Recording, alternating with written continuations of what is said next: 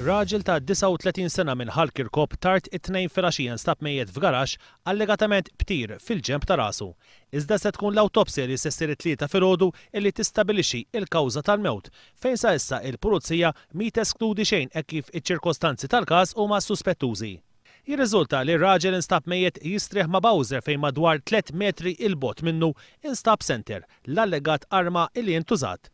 Kienet oħt il-vittma li għal-ħabta ta' l-erba ta' 2 wara nofsinhar sabet li raġel mejjed wara li rċeviet messaġġ sabiex tmur fil-garaxx li jinsab qalb l-Leliqi fi sqaq ir-Ramlija f'Ħalkirkop stess.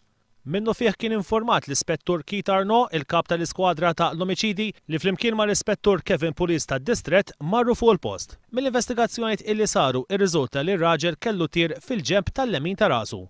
Minħabba ċirkostanzi li fih instab mejjed hekk kif mhux stabilit b'ċertezza jekk it-tir sarx minn quddiem jew minn wara, il-pulizija f'dan l-istadju ma setgħetx tasal għal konklużjoni jekk dan huwiex każ ta' qtil jew le.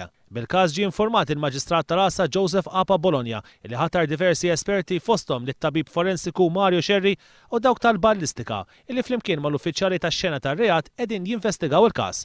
Il-katavru tar-raġel ittieħed fil-kabra mortwarja tal-Isptar Mater Dei għal aktar stħarriġ.